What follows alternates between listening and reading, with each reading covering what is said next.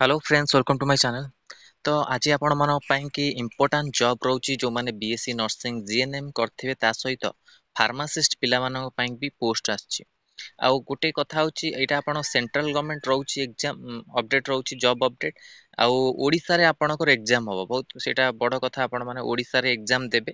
तो एटा को आपण पकेबार कोनोसी असुविधा होबनी दूर रे एग्जाम देथिले आपण मानको असुविधा एतांता आपण ट्रैवलिंग करे पड़तांता किंतु एटा ओडिसा रे आपणकर एग्जाम होबो सेंटर रहइबो। तो आपण माने सेंटर चूज करि परिबे। एटा कोन रहउची पोस्ट ता विषय जानिबा।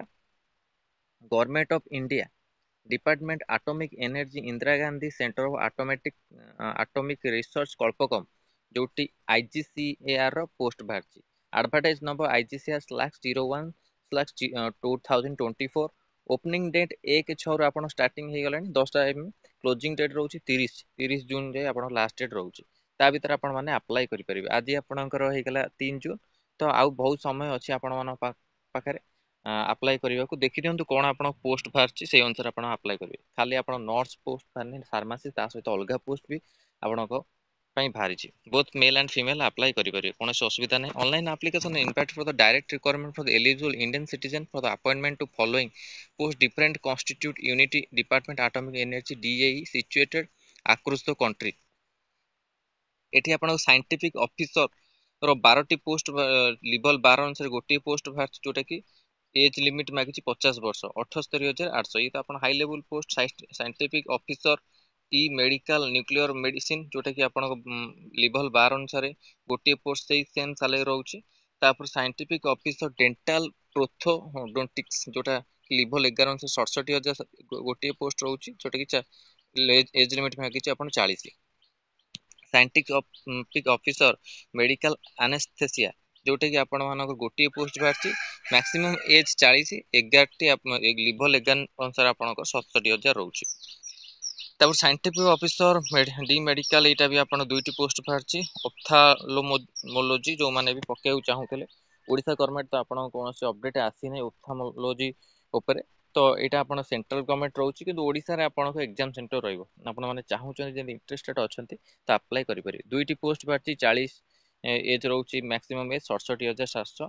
तापर scientific officer D medical gynaecology जोटा कि दुईटी पोस्ट बाहर 67,700 आपणकर 40 होउची आरो मैक्सिमम एज लेवल 11 अनुसार। Scientific officer D medical radiology जोटा कि आपणकर 4टी पोस्ट बाहर मैक्सिमम एज 40 लेवल 11 अनुसार आपन 67,700 मिलिबो सैलरी प्लस एनपीए। ताकर कोन बेनिफिट थब आपण माने सेंट्रल गवर्नमेंट जेतल जॉब करिवे जानिबे बहुत किछि बेनिफिट मिलि थाए सेंट्रल गवर्नमेंट जॉब रे। तो आपण माने कॉलेज जानिबे सब। Scientific officer D medical paediatrics जोटा कि आपण दुईटी पोस्ट मैक्सिमम एज 40 लेवल 11 अनुसार 67,700 रहउची। ईएनटी आपण को देइछि scientific officer D medical ENT आपणकर गोटी पोस्ट 40 आपणकर रहउची मैक्सिमम एज आउ 67,700 लेवल 11 अनुसार। तापर scientific officer D medical nuclear medicine जोटा कि दुईटी पोस्ट 67,700। जनरल सर्जरी सही सेमती आपण गोटी पोस्ट बाहरी 67,700। साइंटिफिक ऑफिसर आपण मेडिकल जेनेटिक्स ह्यूमन एटा गोटी पोस्ट बाहर। तापर आपण मानकर आइला casualty medical officer general duty रे आपण 15टी पोस्ट बाहर 35 वर्ष एज मागी 56,100 भल सैलरी आपण रहउची। तापर टेक्निकल ऑफिसर बी फिजियोथेरापी जो माने अछंती से माने अप्लाई करि परिबे। गोटी पोस्ट मैक्सिमम एज 30 47,600। तापर आपन scientific assistancy medical social worker गोटे पोस्ट 30 एज मागिची 44,900 सैलरी रहउची लेवल 7 अनुसार। तापर आसला आपण मानको नर्स नर्स जो माने आपण माने थिबे एटा ए ग्रेड रो नर्स रहउची। नर्स रो देखंतु पोस्ट कोड जेतो अप्लाई करिवे पोस्ट कोड विषय भी आपण माने पचारियो पोस्ट कोड भी देखि कि आपण माने NUR01 जोटा कि आपण पोस्ट कोड रहउची लेवल 7 अनुसार 44,900 27 टी वैकेंसी रहउची मैक्सिमम 30 रहउची। Age relaxation age per the rules आपण मानको जेमति रहिला एससीबीसी ओबीसी कैटेगरी आपणकर मागी थाए सेंट्रल गवर्नमेंट जेतु आपण एससीबीसी मागिबोनी एससीबीसी आपण मानको ओडिसा गवर्नमेंट रे मागिबो आ ओबीसी आपण मानको जो अछि सेटा आपण सेंट्रल गवर्नमेंट रे मागिबो। त आपण माने सेही अनुसार अप्लाई करि परिबो ओबीसी सर्टिफिकेट जदि थिबो आपण। तब साइंटिफिक असिस्टेंट बी पैथोलॉजी आपण 6 ଲେଭେल 6 अनुसार 6टी वैकेंसी अछि 30 रहउछि 35,400। साइंटिफिक असिस्टेंट रेडियोग्राफी आपनकर 35,400 गोटे पोस्ट आपन बाहरछि। लेवल अनुसार आपन 6 रहउछि 35,400 रहउछि। तापर scientific assistant nuclear medicine technologist जोटा कि 35,000 आपनकर 400 रहउछि सैलरी। 4टी पोस्ट बाहरछि। फार्मासिस्ट देखंतु फार्मासिस्ट टी बी मागिछि ग्रेड सब आप पोस्ट कोड देइछि आपण मन देखि परिबे। 29,214टी पोस्ट फार्मासिस्ट मानक पई बाहरछि लेवल 5 अनुसार तांकर लेवल सब अछि लेवल अनुसार तांकर जति कम लेवल सेते कम कम आपन सैलरी रहबो। 14टी पोस्ट 25 रहिछि आपन एज किंतु एज रिलैक्सेशन मिलिबो एज जार एज 25 उपरुक भी हेतिबो तांकर जति कैटेगरी रहउछि से माने अप्लाई करि परिबे। तो टेक्नीशियन भी ऑर्थोपेडिक्स टेक्नीशियन जोटा कि गोटे पोस्ट 25 मागिछि लेवल 3 अनुसार 21,700। टेक्नीशियन बी ईसीजी टेक्नीशियन मागिछि गोटे post 25 21,700। Technician B cardio sonography technician गोटे पोस्ट 25 आपन 21,700। टोटल 91 पोस्ट रहिछि। एठी आपनकर scientific officer E medical group A post general surgery UR गोटे एटा आपण high level education qualification high level होची MBBS with MS equivalent general surgery from the recognised institute university तापर nuclear medicine 01 UR MBBS with MS and MD equivalent in nuclear medicine from the recognised institute university. For your experience after the post graduation mandatory internship shall not be conducted as experience। तर age limit minimum age 18 years and maximum age 50 years जोटा कि आपण एटा post time मागिछि। आ level 12 अनुसार 78,800 बहुत high level post जेति आपनको सैलरी भी हाई लेवल रहउछि। तापर एठी आपण तो scientific officer D medical group A post रे आपनको डेंटल प्रोथोडोंटिस्ट गोटे पोस्ट रो क्वालिफिकेशन देइतला आपनको एनेस्थेसिया रो क्वालिफिकेशन देइछि MBBS ophthalmology MBBS with MS ophthalmology equivalent आपनको PG diploma ophthalmology and 3 year experience मागिछि। गायनोकोलॉजी आपनको एमबीबीएस एंड सब मागिछि। आप डिटेल्स अपन टेलीग्राम चैनल रे मु आपन शेयर कर दे पीडीएफ आपण माने देखि परिबे। रेडियोलॉजी एमबीबीएस सब आपन केटा हाई लेवल पोस्ट जेतु ईएनटी एमबीबीएस ईएनटी और equivalent nuclear medicine MBBS general surgery MBBS आपण मागिछि। ह्यूमन मेडिकल जेनेटिक्स एमबीबीएस सबुतर आपण एमबीबीएस आपण पास करथिबा दरकार।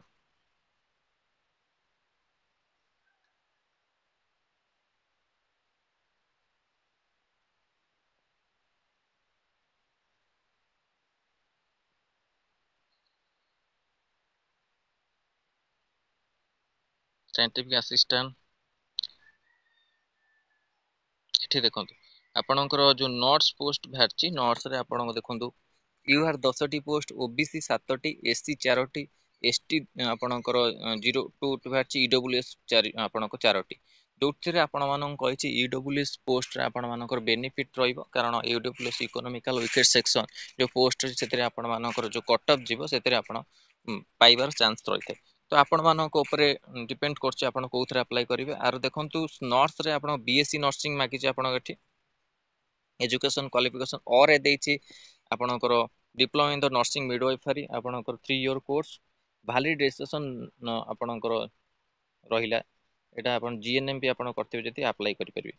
तापर आपणकर valid registration as nurse for the central state nursing council India हेतले आपण चलिबो।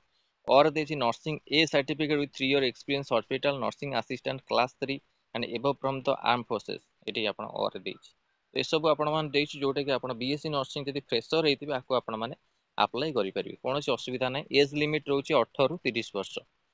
एमुलेशन 44,900 रहउछि लेवल 7 अनुसार आपण जेंति ओडिसा गवर्नमेंट रहउछि से सेम सैलरी आपणकर रहउछि। तापर साइंटिफिक असिस्टेंट आपणकर बी जोटा अछि पैथोलॉजी डीएमएलटी आपण मानको मेडिकल लैब टेक्नोलॉजिस्ट करथिबा दरकार जो सब माने अप्लाई करि परिबा को। तापर को रेडियोग्राफी रे बीएससी रेडियोग्राफी करथिबा दरकार 60% mark minimum 50% mark BSc and 1 year diploma in the radiography एथरे करथले आपण माने अप्लाई करि पारि 18 रु 30 वर्ष 35,400 रहउछि। तापर को न्यूक्लियर मेडिसिन टेक्नोलॉजिस्ट जोटी आपण को minimum BSc nuclear medicine technology पे दरकार। तापर को रहिला आपण फार्मासिस्ट जोटा 14टी पोस्ट यूआर 8टी ओबीसी 5टी एससी गोटी आधे आप HSC 2 year diploma D pharma जो मागिची प्लस 3 month ट्रेनिंग फार्मासी तो registration pharmacy with central and state government रे फार्मासी रजिस्ट्रेशन करतले भी हम 18 ରୁ 25 वर्ष आप ऑनलाइन एप्लिकेशन रोचे।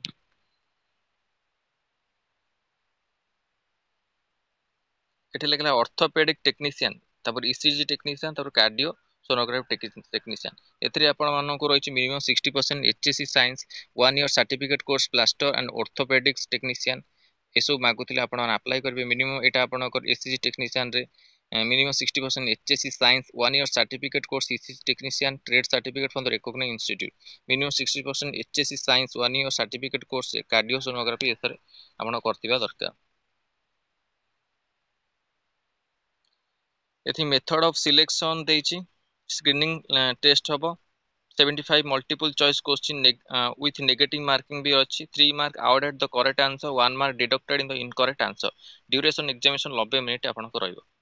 मैथमेटिक्स रु आपण 20 क्वेश्चन साइंस रु आपण 20 क्वेश्चन स्टेज 1 प्रिलिमिनरी टेस्ट हबो जोथरे कि आपण mathematics 20 question science 20 question and general awareness 10 question total 50 question आपनको रहबो।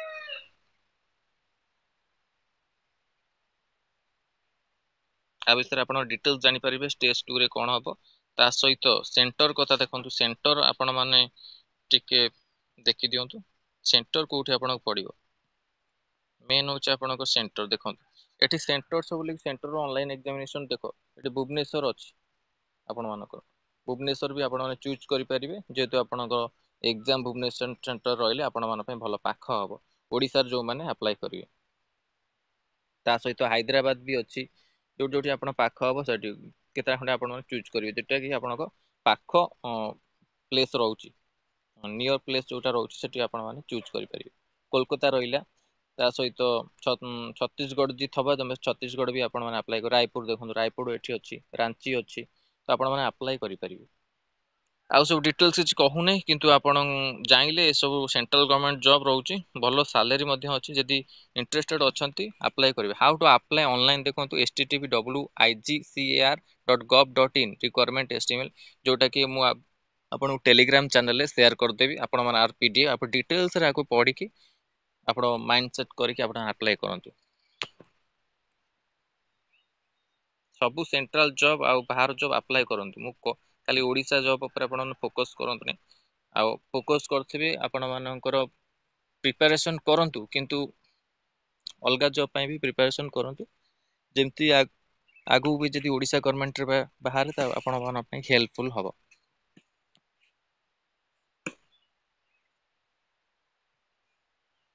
तो यहाँ थिला इंपोर्टेंट ऑब्जेक्ट जोटा कि आपणकर आईजीसीआर तरफ आपणकर मेडिकल पोस्ट को लेकिन भी भल लगे लाइक को शेयर करूँ आम चैनल रे प्रथम थर पाइले चैनल को सब्सक्राइब करूँ यही कंटेंट पे बेल आइकन को क्लिक करूँ जब समस्त वीडियो नोटिफिकेशन आपन पाखे पहुंच पार। धन्यवाद।